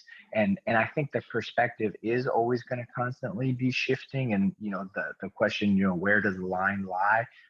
You know, that is an ever evolving you know, target. So it's just our job as society to at least paint a target for, you know, ourselves and the people that we love to hit. But I definitely would say that, you know, I love all the perspective that you guys were bringing in that made me think of so many positive good things. That's like a reciprocation I was talking about. You know, I think that's the natural order, because we're predisposed to reciprocate. And so that's why people say, you know, be the change that you want in the world, right? Because you can only control yourself. And if you expect certain things in society, the only way that you can achieve that outcome or that outlook is to be that change and to engage in the things that you want to see, such that other people reciprocate, and it becomes kind of this contagion, you know, that spreads throughout society to change it in one direction or the other.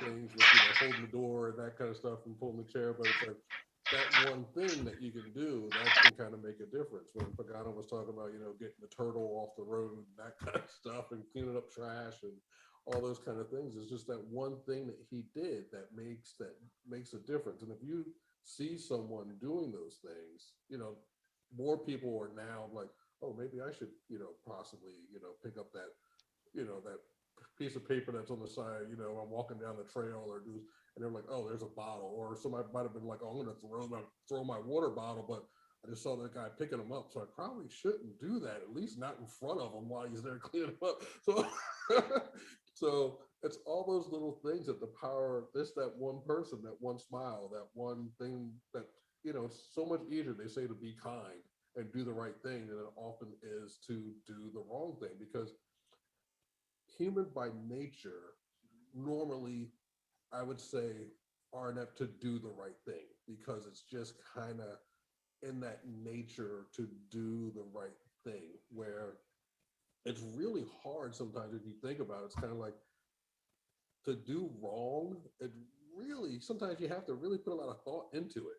You got to come up with a plan. You got to come up with your lie. You got to make sure your tracks are covered. If you're coming, it's like, oh, if I'm going to go out and commit a crime, there's steps truly that you have to think about to do something wrong. Where if I'm going to do something right, I just, hey, what? I don't, I avoid this. I don't do this. I don't do that.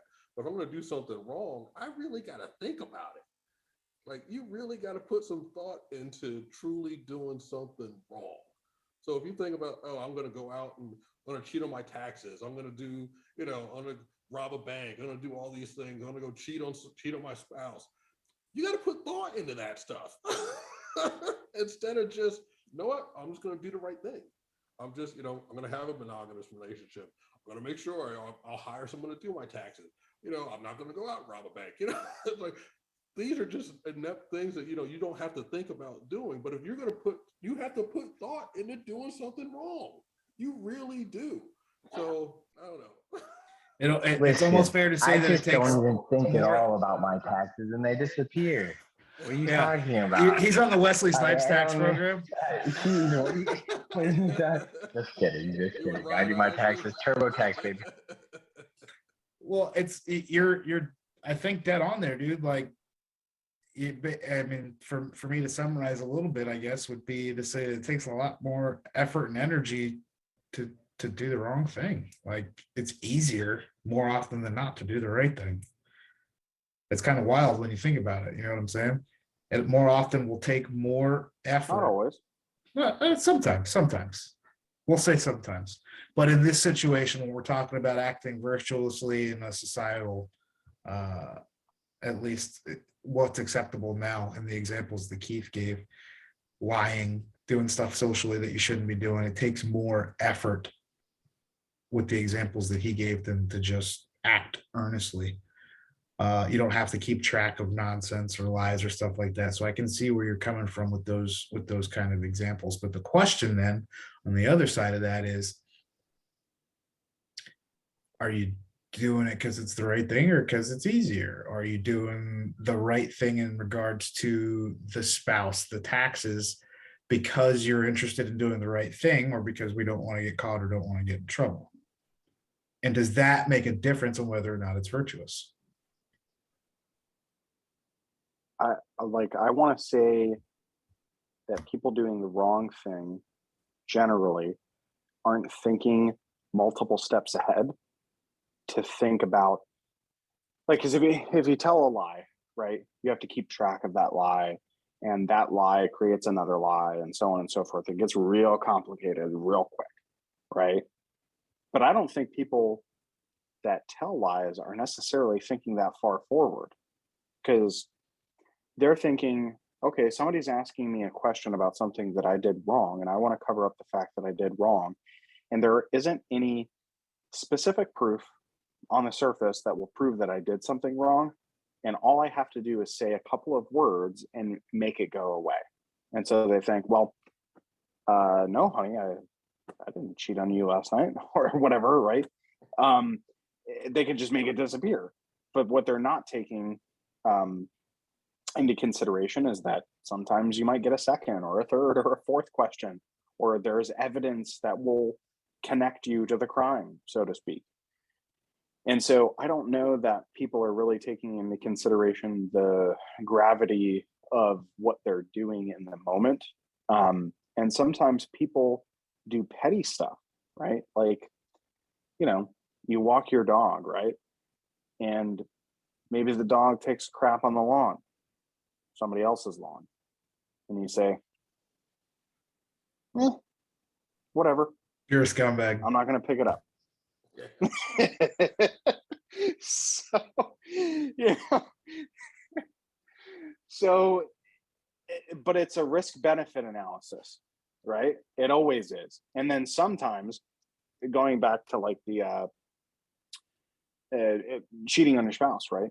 There are other things that are involved in that risk benefit analysis. And sometimes they're not just whether or not this is worth it, or, oh God, am I going to get divorced, or any of this other stuff. It's like, what's the likelihood that I'm going to be caught? Or am I even thinking about that because I'm so sucked into the emotional or chemical situation that's going on with me perpetrating that crime? It's not really a crime, right? But that action. And they're not thinking about the outcome, you know? So I don't think that people that are doing those things are really thinking it all the way through, whereas people that do good things probably are. They're like, what's going to happen as a result of this? Am I creating a better society? I think that those people are thinking at least one step ahead of their actions. And I would agree with what you're saying too, but you gotta, one thing I would always, with our society, we want what? Instant gratification. Everything's instant. Everything we gotta have now. For myself, as we were talking, I ordered something on Amazon. I wanted it, now. And I'm like, oh, I need this. Let me make sure I can get it by tomorrow. Oh, got it in by 10. Oh, next day delivery. Exactly. So it was easy. It was something that was easy. It's simple. It's kind of like when, if doing the right thing is easy because it's just the easier thing to do than actually having to put more forethought into something to do something wrong.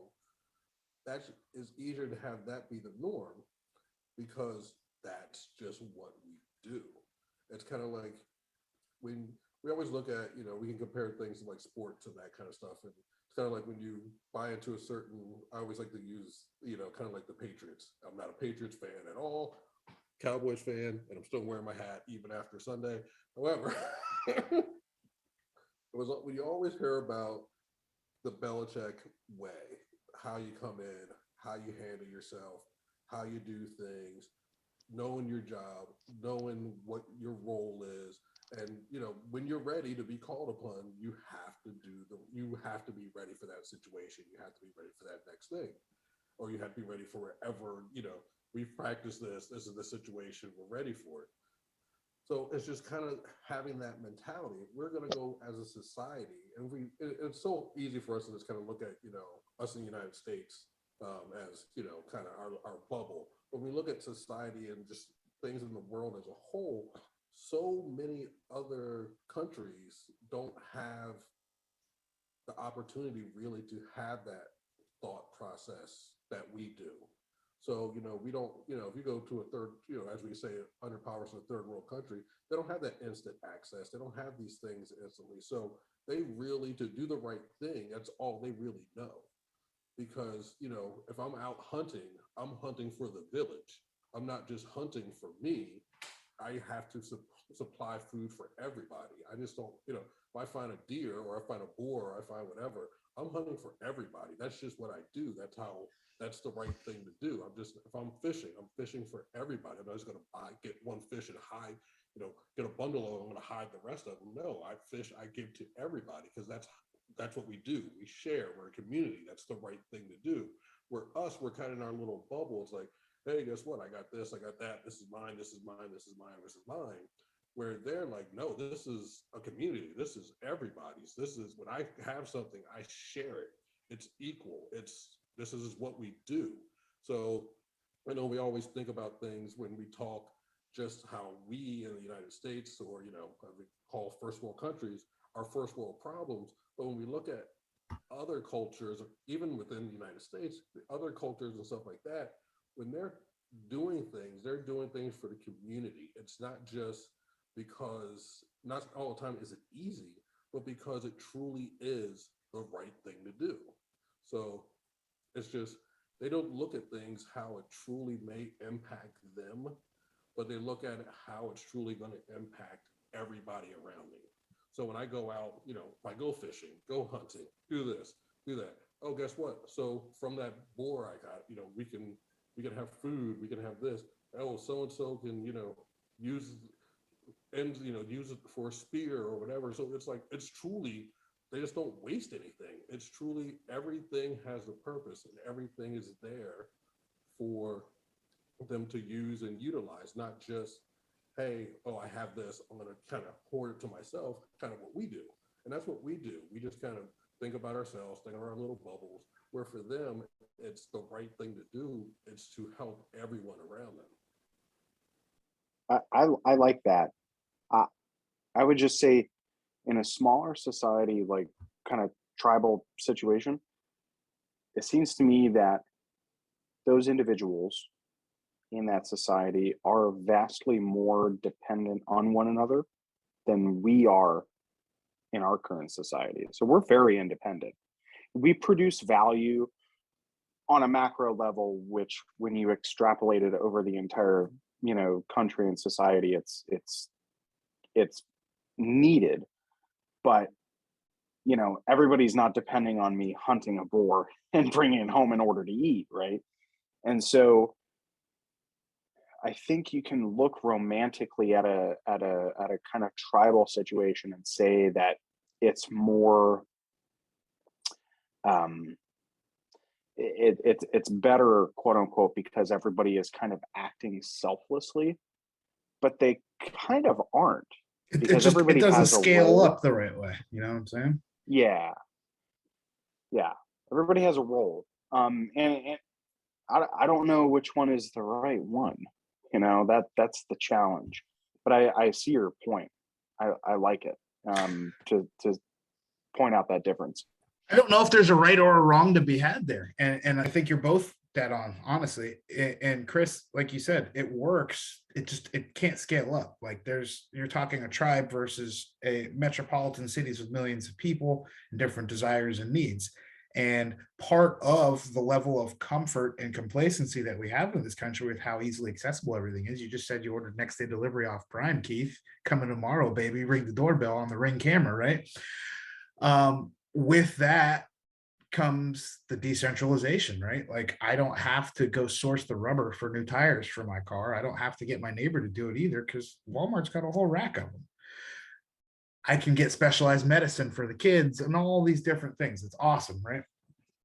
But at the same time, I can't get the chipset that I need if I want to build a computer to have just in my own little community. I have to go outside the community for those things. So we get the benefit of having these interpersonal networks within these little pocket communities that create these bigger communities, but we lose the personal connection that you get in these smaller tribes, right? The sense of responsibility for your neighbor, like you're talking about, Keith, and that sense of inherent do good for the other that you have because you're used to functioning in community and caring about people, more often than not, I think gets lost in talking about the situation that we have in our country versus other places. Why? Because of the ease of access to this stuff. People don't have to worry about that stuff. So maybe that sense of community, I'm not going to say it never developed, because obviously it was there at a certain point, but it dissipated over time as resources became more readily available and easier to use. And we had to concern ourselves less with that. We have more time to worry about the difference between you and me, or me and Pagano, or me and Keith, or me and Gabe. I have more energy to put into that crap, which allows for more of that ego filter, I think, to kind of pop up, and actions get pushed through that, where it becomes the tribesman might be what's in the best interest of the tribe. I'm going to go out and kill this boar so we can source it and have X, Y, and Z materials and resources that we need to get through the winter. Where when it gets filtered through the, you know, more modern societal ego that we're dealing with now, because of the ease of everything, it becomes a little bit more of that consumerist hoarding mentality. Well, if I do X, Y, and Z, there's going to be less for me. I mean, you saw it 2 years ago with toilet paper. There's no shortage of trees or paper, but I mean, you know, toilet paper roll is what, 3 by 5? It takes up a lot of room on the shelf. You miss 5 of those, you got a whole empty shelf. Now it becomes a thing. And all of a sudden, people that are by nature, like you said, generally good and decent, are running over grandmas for toilet paper. So you know what I'm saying? Like I think it's there, and it was there, and it's in all of us. But with that comfort comes the filter of ego, I think, and it takes a lot of work that some people aren't necessarily willing to do to break that down and come back to the spot of, let me act in the best interest of my community, because sometimes that community can be fucking millions of people. I want to make a quick observation and just take up maybe a poll from everybody here, because I'm just thinking of this as we're talking.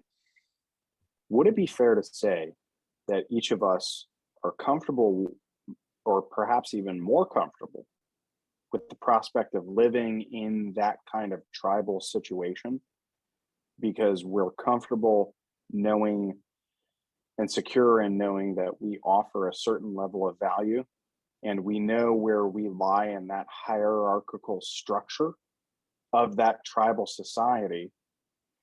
And in the current society, we're somewhat disenfranchised and devalued. So just a thought that I'm Two hands up. I want to. I'm not going to say devalued. I will not say devalued. You have to find pockets of people that know your value.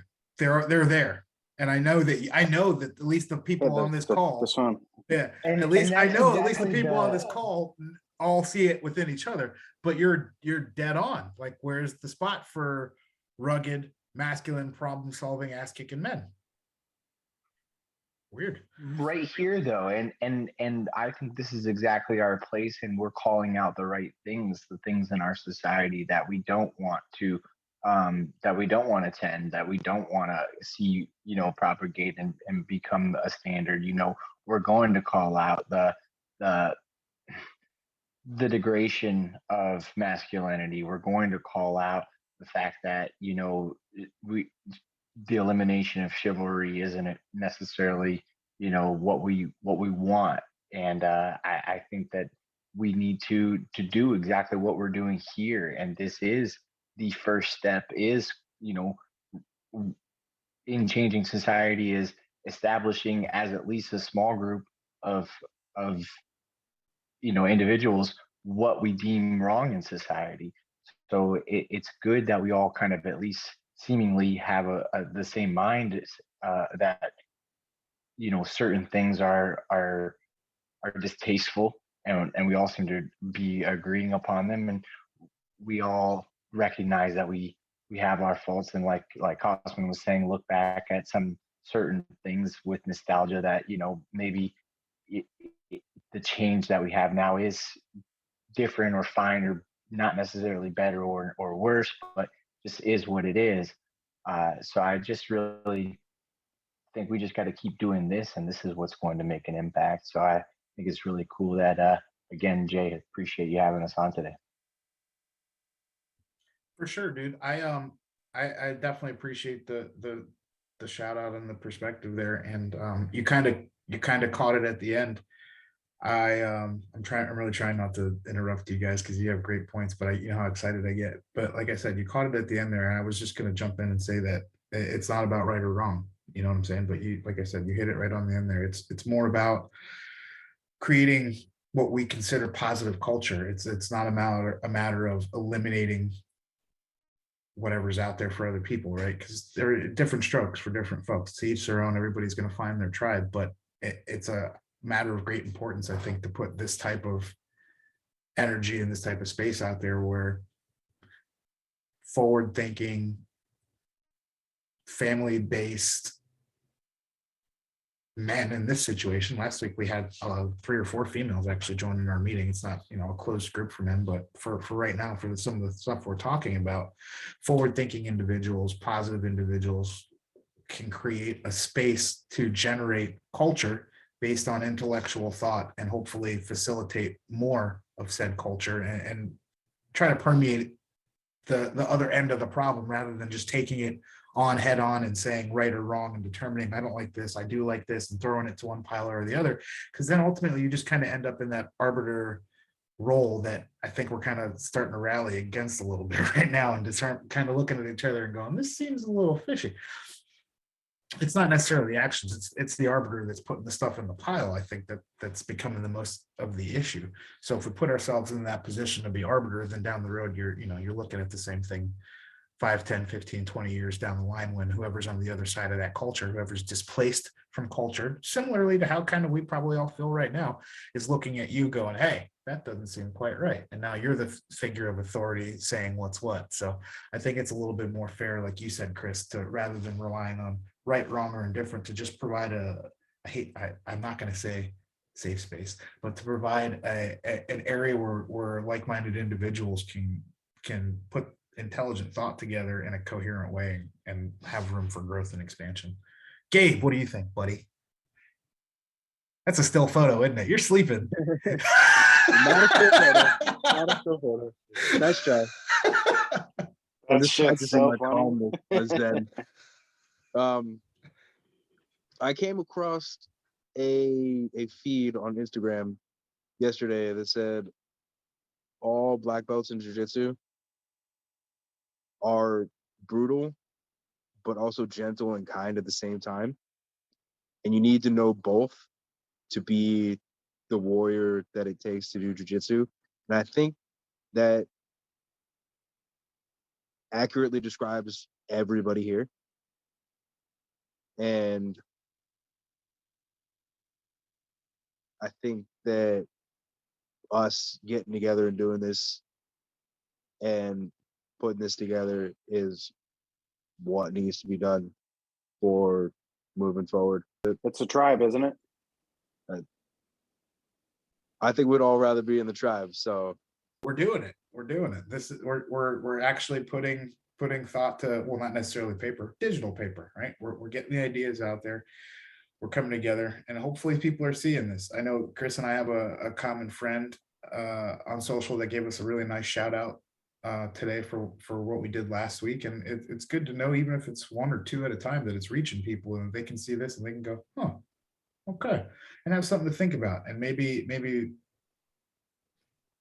kick it around in their head for a couple days, where that space might be otherwise occupied with mask mandates or shot mandates or paying their bills or whatever other nonsense they've been consumed with over the last few months. So I appreciate all of you guys being here and contributing to creating this type of atmosphere where we can discuss some topics that maybe don't get kicked around as feverishly as they should, but still have a lot of merit. I mean, we can come in with things as broad as language and rights, and in this case, virtue and acts of kindness, and talk for an hour and a half, 2 hours with depth, and really get into the meat of this stuff and try to get a deeper understanding, and hopefully spread that understanding to other people without trying to come across as, pushing a particular point of view. The cool thing about all these conversations, if you guys have been following along, on social or on YouTube after the fact, is that more often than not, we end up kind of bringing the conversations back around, and it really happens on their own. It's kind of a cool thing, but with these group forums, and we're all kind of just putting our own information out there and hearing what the others have to say and asking other questions and getting more perspective on the views of our other mates in here, given perspectives in the forum. It lends itself to shining that light of perspective on everybody at the same time. So I can sit here and listen to what Keith has to say and filter it through my point of view, just the same way as everybody else is doing. But we all can get little pieces of information out of that. And at the same time, we can all listen to Koss and filter that and all get information. And that collaborative just dump of information and perspective, I think, adds to building that overall structure of understanding. And the more of that we can spread, the better for everybody. So I definitely appreciate all you guys. It's we're getting to that time. I'm going to go ahead and wrap things up for this week, but I genuinely appreciate you guys and your attention and being part of the meeting. Those of you that are following along after the fact and watching on YouTube, thank you so much. Drop your comments, send us messages, email aetherial.llc@gmail.com. Send us submissions like this one that we had today. Great topic. Thank you, Max. Sorry you couldn't be on the meeting, but hopefully you watch this after the fact. If it's something that we feel like we can discuss or even if you want to add a little bit of presentation and jump on the meeting and get some screen time, let me know. Shoot me a text, shoot me a message, shoot us a comment on the YouTube, and we'll get to it and filter through everything and hopefully keep these in-depth conversations going. Once again, I appreciate everybody. My name is Jay. I'm your host, aetherial.llc on all the social media. Going around, why don't you guys go ahead and drop your socials and say goodbye to everybody. Our coach Chris, if you want to schedule any privates with him or ask him about any of those badass certifications he's got with that pistol, he's nice with it. Hit me up, hit him up. We'll get you in touch. Pagano. Hey, thanks for having me on, Jay. Really great talking with all you guys. Chris Pagano with Bread for Your Head and also Trinity Epoxy Flooring. Appreciate you, Gabe. Gabriel.soto.35 on Instagram. I love it. Every time I have ever seen you have to reset your Instagram, you look at somebody like they should know it better than you. Like, is that correct? I never check it. I never check what my username is. I just go on Instagram. Man. It's like since cell phones, nobody knows their phone number anymore. Ever since cell phones, it's great. Yeah, it's just programmed to your phone. Yeah, it's under home. I don't know. Keith. Yeah, on Instagram it's KSimsA, and on Twitter it's Keith A. Simmons. Wow, man. So once again, from Ethereal and everybody in the Philosophy Forum, appreciate you guys. Thank you so much, and we will catch you next week.